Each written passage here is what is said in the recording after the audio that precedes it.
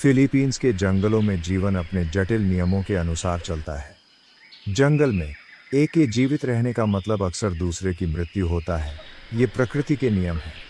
लेकिन जब बात हमारे प्रियजनों या हमारे पालतू जानवरों की आती है, तो ये स्थिति हमारे मस्तिष्क की समझ के लिए पूरी तरह से अस्वीकार्य है। ओलिविया और केविन एक युवा विवाहित जोड़ा है जो अमेरिका से स्थायी रूप से रहने आए हैं। उन्होंने अप्रीकोल प्रांत के बाहरी इलाके में एक पुराना पारिवारिक फार्म खरीदा। खेत के साथ उन्हें एक बूढ़ा कुत्ता भी मिला, जो कई वर्षों से खेत की रखवाली करता था और अब वह बूढ़ा हो चुका था। उन्हें जल्दी ही यह एहसास हो गया कि उनका बूढ़ा कुत्ता अब जंगली उष्णकटिबंधीय जंगल की सीमा से लगे विशाल क्षेत्र की रखवाली नहीं कर सकता। इसीलिए उन्होंने जर्मन शेफर्ड पालने का फैसला किया। पिल्ले का नाम लायन रखा गया और वह अपने मालिकों के प्यार और देखभाल के बीच बड़ा हुआ। उनके और केविन के बीच एक विशेष रूप से मजबूत रिश्ता विकसित हो गया। कुत्ता छाया की तरह हर जगह उनका पीछा करता था।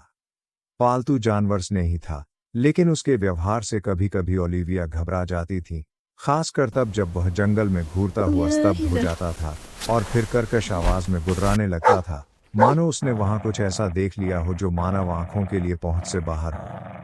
पिल्ला के जन्म के कुछ समय बाद ही उनका बूढ़ा कुत्ता बुढ़ापे के कारण मर गया।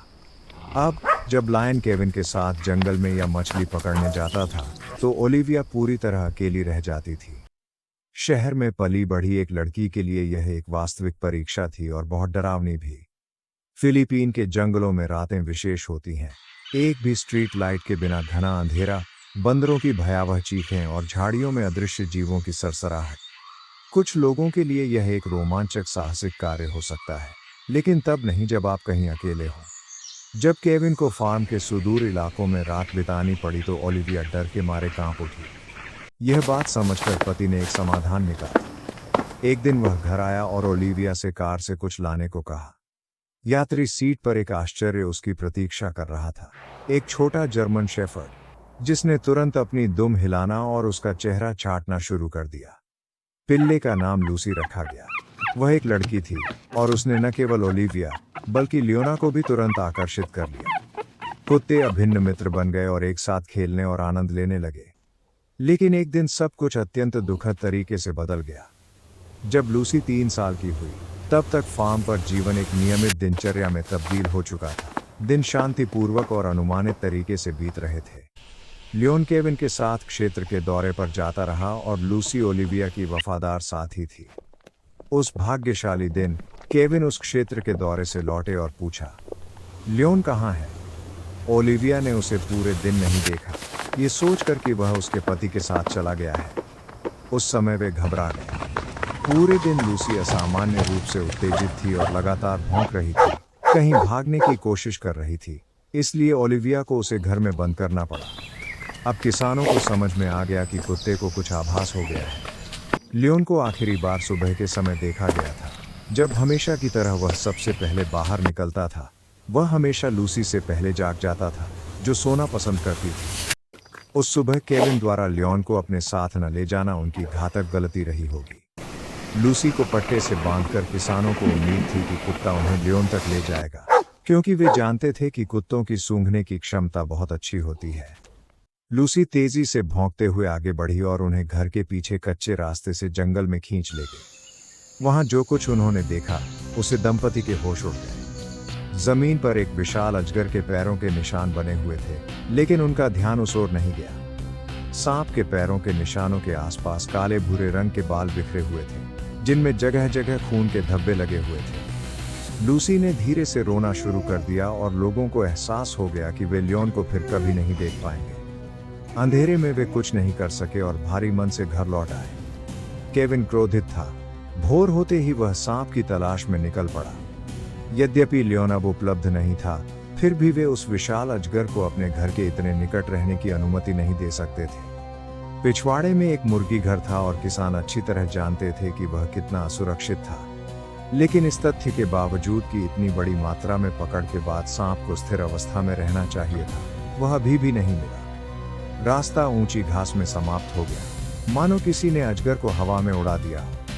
किसानों ने कई दिनों तक उसकी तलाश की, लेकिन सांप जंगल में गायब हो गया। महीने बीत गए। बरसात का मौसम आ गया है और अजगर को शायद शीत निद्रा के लिए आरामदायक स्थान मिल गया है।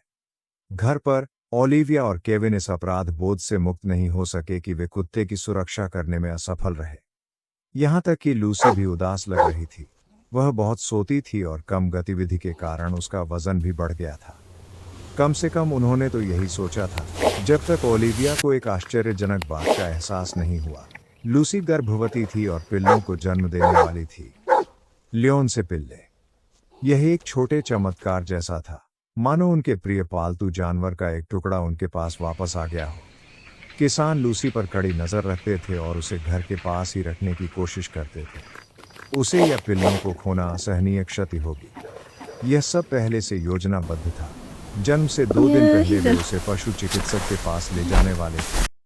लेकिन पिल्ले बच्चों की तरह अन्य लोगों की योजनाओं को ध्यान में नहीं रखते हैं। एक शाम रात्रि भोजन से लौटते समय ओलिविया और केविन ने लूसी को उसके बिस्तर पर पाया और उसके पास कई छोटे पिल्ले थे। जैसे ही दंपति अपने आश्चर्य से उबरे, लूसी को फिर से चिंता होने लगी और जल्द ही तीसरे पिल्ले का जन्म हुआ। लेकिन उसमें जीवन के कोई लक्षण नहीं दिखे।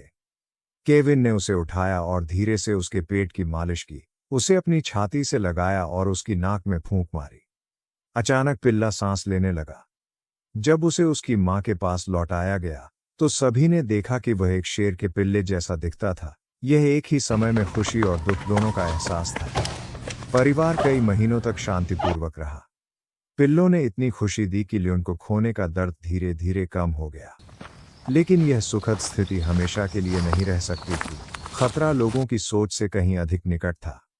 शुष्क मौसम की शुरुआत तक पिल्ले इतने बड़े हो गए थे कि वे आंगन में खेलने लगे। कुत्तों को जंगल में भागने से रोकने के लिए घर में एक मजबूत बाड़ लगाई गई थी। लेकिन उस दिन इसका कोई फर्क नहीं पड़ा। लूसी आंगन में खेल रहे पिल्लों को देख रही थी। तभी किसी ध्वनि या गंध ने उसका ध्यान आकर्षित किया। इससे पहले कि वह होश में आती, पिल्लों ने स्वयं को विशाल अजगर के बिल्कुल पास पाया। लूसी उनके बीच पहुंची और उन्हें बचाने की कोशिश की, लेकिन पिल्ले इतने छोटे और जिज्ञासु थे कि वे खतरे को समझ नहीं पाए। पिल्लों ने उस विचित्र प्राणी के करीब जाने की पूरी कोशिश की। जब भी कोई पिल्ले सांप के पास जाता, लूसी उनका रास्ता रोक देती, लेकिन तीनों पर नजर रखना आसान नहीं था। पिल्लों पर ध्यान केंद्रित करते हुए उसने यह नहीं देखा कि अजगर कैसे झपटने के लिए तैयार हो रहा था। अगर लूसी ने सांप पर नजर रखी होती तो शायद वह उससे बच सकती थी।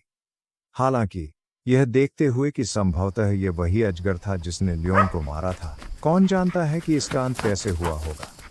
इससे पहले कि लूसी कुछ प्रतिक्रिया कर पाती, सांप ने उसके सिर को लपेट लिया और अपनी कुंडली कसनी शुरू कर दी। ओलिविया घर में थी और उसने लूसी को भौंकते और रोते हुए सुना।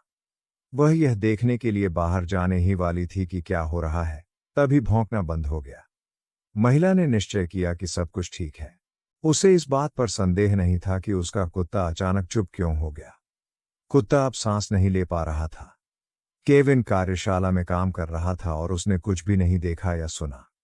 यदि उनमें से किसी ने भी निगरानी कैमरे को देखा होता तो उन्हें तुरंत पता चल जाता कि उनका कुत्ता कितने खतरे में था। लूसी पूरी तरह से अजगर की दया पर थी। वह भौंक नहीं पा रही थी और मुश्किल से सांस ले पा रही थी। क्या यह अंत है? क्या एक सांप सचमुच 3 पिल्लों को अनाथ बना देगा?